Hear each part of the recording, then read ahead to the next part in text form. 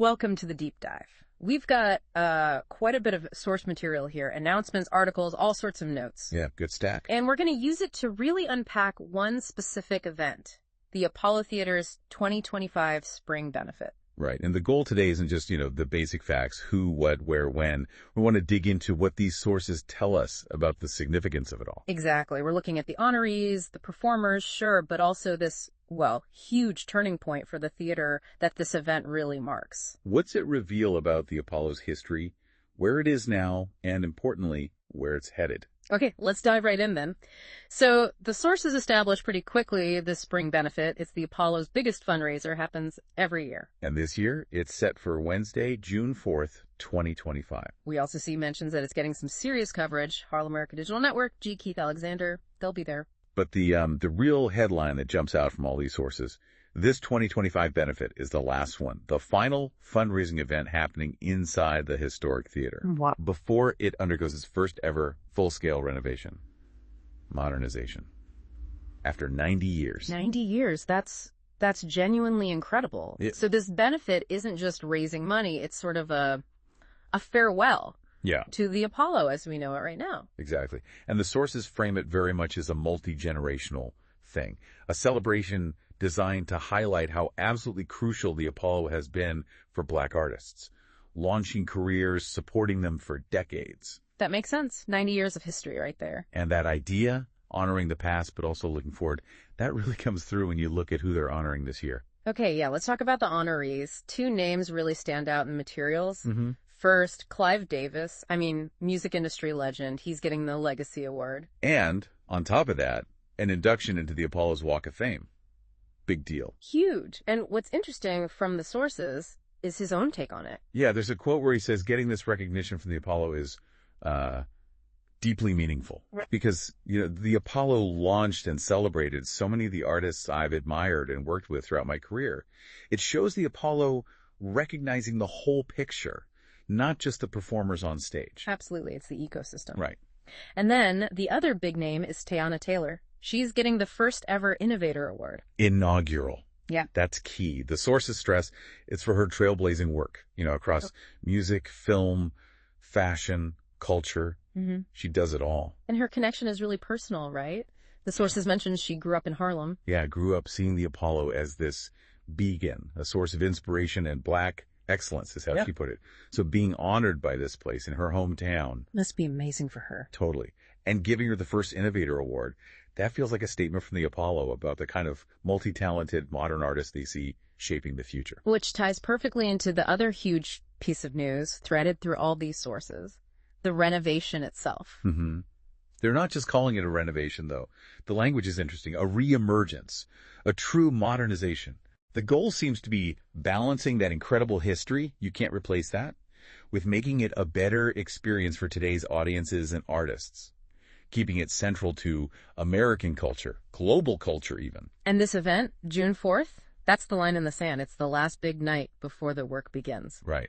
And the timeline they give is a reopening in summer 2026. So a little over a year of work. Seems like it. And here's a really cool detail, linking the event directly to the future building. Oh, yeah. The sources say the creative design of the spring benefit itself this year will actually incorporate design elements from the renovated space. Get out, so attendees get a sneak peek. Kinda, yeah.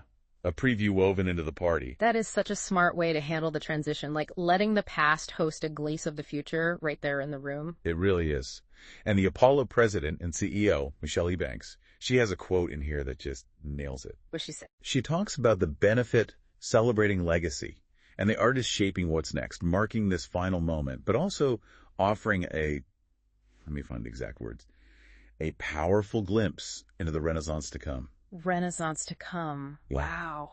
Honoring the past, embracing a bold future. That quote really sums up the whole feeling around this event based on the sources. So it's a celebration, it's a transition, and it's packed with performances and tributes to make that happen. Oh, absolutely. The lineup is impressive. First off, there's a special tribute mention for the late Richard Parsons. Right. Noted as a major figure, one of corporate America's most prominent Black executives.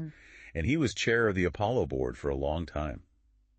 Honoring his leadership right now seems fitting. Yeah, especially with this big change happening. And the Baylor Project, who are, 8-time Grammy nominees, they're performing as part of that tribute to Parsons. Okay, nice. What else? Who else is performing? Well, for the Clive Davis honor, you've got Deborah Cox and Shoshana Bean doing special tributes. That's some serious vocal power right there. Definitely. And Monica, multi-platinum, Grammy winner. Yeah. Monica, she's the one actually presenting the award to Clive Davis. Okay, big names. For sure. The show itself opens with Martha Redbone and also Grammy winner Avery Sunshine. Setting the tone. And the musical director for the whole evening, Adam Blackstone. Oh, wow. Okay. His credits are insane. Emmy, Grammy, Tony, Image Awards. Yeah, the sources list them out. Yeah. Having someone like him who works across so many genres leading the music feels very Apollo. Very aligned with their whole mission. That makes sense. Anything else performance-wise? They mentioned additional performances, including Camille A. Brown and Dancers. She's a 4-time Tony nominee. Wow. And then after the main show, there's the after party. Right. You need the after party. Of course. And D-Nice is back as the DJ. Oh, people love Dina's. Yeah, big return. And the party itself is designed by Bronson Van Wyck, who's a well-known event designer, and actually on the Apollo board, too. Ah, keeping it in the family, sort of. Seems like it. And importantly, the sources say, expect more announcements, more performers and appearances to come. Okay, so it's shaping up to be a huge night. Honors, music, dance, the whole transition thing. But fundamentally, what's the driving force? Where does the money go? Well, it's a fundraiser at its core. And the sources are clear. All the proceeds go to support the Apollo's nonprofit work. That means their year-round programs, artistic stuff, education initiatives, community outreach. And those programs serve a specific mission, right? Absolutely. The sources spell it out. It's about articulating and projecting the African-American narrative, using arts and culture to do that. Okay. And this part really stands out, creating a 21st century performing arts canon. Whoa, okay. Creating a 21st century performing arts canon, that's ambitious. It really is. It's not just about preserving history, though they do that. It's about actively shaping what counts as significant performance going forward. Specifically through that lens of the African-American experience. Exactly. And you can see how the renovation, honoring an innovator like Tana Taylor, this benefit, it all feels like it's fueling that big forward-looking mission. Makes sense. So for anyone listening who might want to, attend or support this, the practical details. Yep. Sources have those too. Red carpet starts at 4:30 p.m. on June 4th. The main event, the concert and awards, kicks off at 7:30 p.m. After party follows that. And where can people find info, tickets, donation links? The main website, apollotheater.org. And specifically, there's a page for the benefit, apollotheater.org, benefit 3025. All the details should be there. Got it.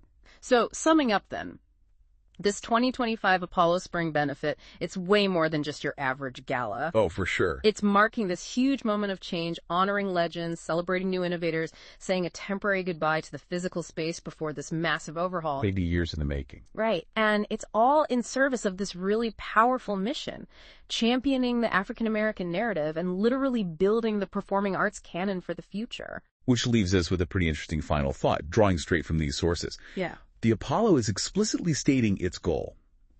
Build that 21st century performing arts canon centered on the Black experience.